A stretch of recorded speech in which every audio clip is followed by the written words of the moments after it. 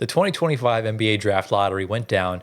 If you guys want to watch our stream where we reacted to it, link down in the description below. Go watch it. Or you can go to our channel on our homepage, scroll down to the live section. It's right there for you to watch.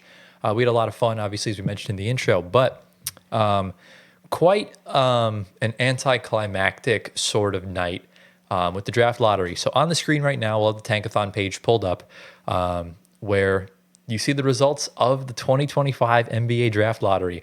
And the Dallas Mavericks, after trading away Luka Doncic with a 1.8% chance at getting the number one pick after being eliminated from the play-in, jump up 10 spots to number one. The second consecutive team in the past 2 years, the past 2 years, the second consecutive team to lose in the play-in and then get the number one pick. Obviously, the Hawks doing that last season. The San Antonio Spurs jumped up 6 spots to second place. The Sixers jumped up 2 spots to 3. Charlotte fell back 1 to 4. 5 and 6, the Jazz and Wizards had the worst records in the NBA. It was not even remotely close, and they fall back as far as possible. It is, I think, the third straight season the worst record in the league is picking 5th. It's crazy. And another fun fact, this is the first time since 2021 the Pistons are not picking 5th in the draft. Which is pretty crazy considering that there's a habit of them doing that every now and then. So obviously New Orleans in 7, Brooklyn in 8, rip. Toronto in 9th, the Rockets in 10th. The Blazers have the 11th pick, who are also, they're about to sell their franchise, by the way. I don't know if you saw that earlier. Oh, wow. Bulls 12th, the Hawks 13th, and the Spurs, as Antoine mentioned earlier, they own Atlanta's pick, so they will get the 14th pick. Now, obviously, there's a lot of controversy surrounding the NBA lottery. I know we all have some pretty heavy choice words to kind of talk about it with the lottery. So, Gio, I'll go to you first. Just fire away. What are your thoughts? What do you got on is it rigged? Is it not? Yeah. Two words, bro. NBA rigged. NBA's rigged. We all know what happened. Nico Harrison, he traded away Luka, and then he was basically saying, calm down, don't worry, I got everything under control. Turns out, behind closed doors, him and Adam Silver are going back and forth. Adam Silver's like, bro, if you trade away Luka to the Lakers, I will give you the number one pick in the draft, guaranteed. And so Nico Harrison does that. Therefore, here we are today. I was just going to say that because... That's fake news, but maybe it's real. Yeah, because they wanted ratings to go up, and you shipped Luka to LA because they need a star with LeBron going. Yeah. You replace him right away. Yeah. And that happens. And I'm also tired of awarding the good teams. Mavericks were a finals team last year, and they get the number one overall pick the year after. What? Yeah. What's the point of the draft lottery? Right. That's the thing, and they don't show the ping pong ball process. That's the worst part. They show it after the fact on the NBA website, but we don't know if the balls are weighted differently or not. And it's crazy because a lot of reports came out today saying that the NBA literally, from down to the last person in that room with the ping pong balls that's picking the balls out, literally they have their eyes glued to that person to make sure that no tampering happens with anything whatsoever when the balls are drawn. Yeah. Literally, the person has to pick the ball every 2 minutes. They have to watch and make sure no one can move anything. So I agree that they probably do keep it very security, so? But I have no idea. It's insane, and I'm tired of awarding not also the playoff teams, but the teams that are supposed to be really good. San Antonio would have been a play-in team if Wemby didn't get injured. But the teams that are good get rewarded with top 3 picks, and we know they're going to be good next year regardless without those picks. What was the percentage? It was a 1.8% chance. 1.8%. That's the Mavs get number one. Right? It's the third or fourth lowest odds to win the lottery in NBA history. And they won it. Yeah. Yeah. I don't. What is the point of having small market teams? They get every time there's a good player in the draft. Sure, they got Alex Sarr last year, but no one really knew Alex Sarr before. That's the thing. Remember, it's that last year they didn't care. The Hawks won the lottery because it was a weaker draft class. Where now, this is a pretty stacked class. Cooper Flagg, Dylan Harper, VJ Edgecombe, even next year, AJ DeBansta, the Boozers, like a lot of them are there. And I feel for a team like the Jazz. 45 years the NBA lottery has, I think, been in effect, and the Jazz have never won the lottery. They've never had a number one pick in their entirety of their franchise history. And they fall all the way back. The Jazz and Pistons, in the past 3 years, the worst record's fallen as far back as possible. Yeah. So you're telling me they couldn't even get into the top 4? I feel bad for Charlotte. Charlotte's been in purgatory for over a decade now, and they fall all the way back to 4. Like, what are we doing here? The Wizards fell from 2 to 6. What is the point of these small market teams existing? They're going to give it to them in the years where the draft really doesn't mean anything? Yeah. Also, if I'm being honest, Dallas is probably the worst spot for Cooper Flagg to land. Why is this?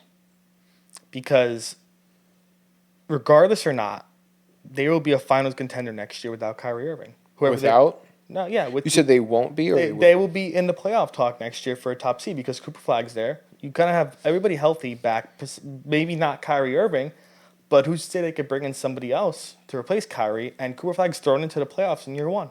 They're not making the playoffs. Yeah. You know, but don't ever say never. Look, No, but AD's injured half the season. Yeah, it's the thing. Cooper Flagg, we still don't know. He's a rookie. He's not going to go too crazy. Kyrie Irving's coming back from ACL. They're not making the playoffs. Well, listen, Play in, maybe. They'll make the play in, but remember, the West is insanely stacked for no reason. So, like, it's not like if Cooper Flagg went to, like, let's say Cooper Flagg went to Charlotte, there's actually a good chance that they make the play in or the playoffs. Right. Because the East is Dookie. what? It's dookie, right? Like I can confidently say next year in the mix, what? You have whatever's left of Boston, the Knicks, the Pacers, the Pistons, and Cleveland. I would say the 6th spot is so open. And I think if he went to Charlotte, they could have gotten that spot.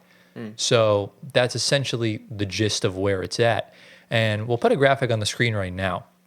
So we all know, obviously, when David Robinson got injured I think it was his final season, the Spurs win the lottery, get Tim Duncan, right?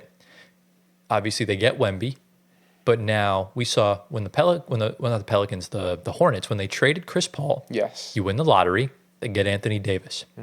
Fast forward 2018, 2019, the Pelicans trade Anthony Davis to the Lakers. You win the lottery. Here's Zion Williamson.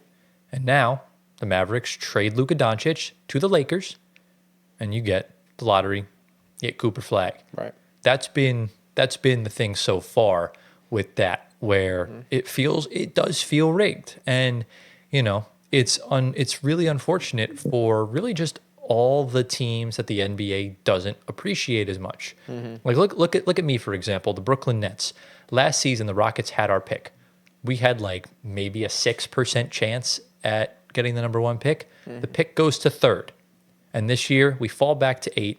And I just found out this morning we were 1 ball away from winning the lottery. Let me ask you guys this. Are you guys surprised? So it's not 100% fact that the NBA is corrupt, but there's definitely a lot of distrust going on for multiple reasons. One being that they don't even show you the lottery with all the balls and all that stuff. They don't show you that. It's behind closed doors. So that's one reason. Right.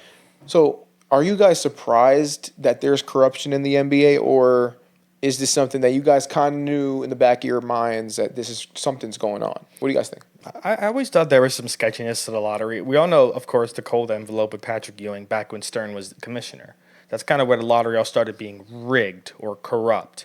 Yeah. So like Fishy is the right yeah, word. I mean, it's fun. I like it because there's so much suspense, and when the picks get revealed, there's even more suspense. The NHL does this as well.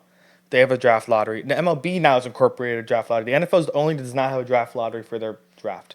Yeah. So they're the next one to be up for that. We'll see if that ever happens. But listen, I mean, I saw the reaction video in the Mavericks front office. Everybody looked truly shocked. They all jumped out of their chairs. Nico looked like I saw Nico's reaction. Really? He knew this. Yeah. But He looked like he. everybody else like threw their chairs, like they were like shocked. But it could also be good staged. actors. They could be good actors, Or they can just have no idea that the NBA is rigged. Yeah, but Right. I will say I'm happy for Mavs fans and Wings fans. You both get the number 1 overall picks in the same year for both your basketball teams. crazy. Yeah. Mavs fans deserve this, but Nico Harrison and the owners of Dallas do not deserve this. Nope. That is what I will say. Here's my thoughts. Yeah. I mean, obviously, I'm a little bit more biased because I was directly involved, having my team being in the lottery. Right. I must admit, what transpired last night diminished a little bit of my desire to watch the NBA, because here you have a guy with Cooper Flagg, a generational prospect, one of the most generational prospects we've seen this century alone. Where, you look at the likes of Wemby, LeBron James, Kyrie Irving, Zion Williamson. There's, like Blake Griffin at the time. Right. There's so many generational talents, and these guys don't come around far too often. And even aside from us, the small market teams that are in hell right now, like the Washington Wizards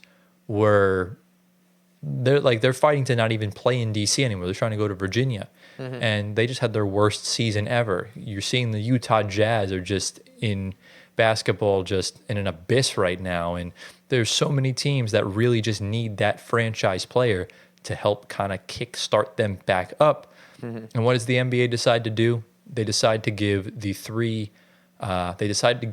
top 3 picks to the 3 teams that have 3 franchise superstars already. What are we doing?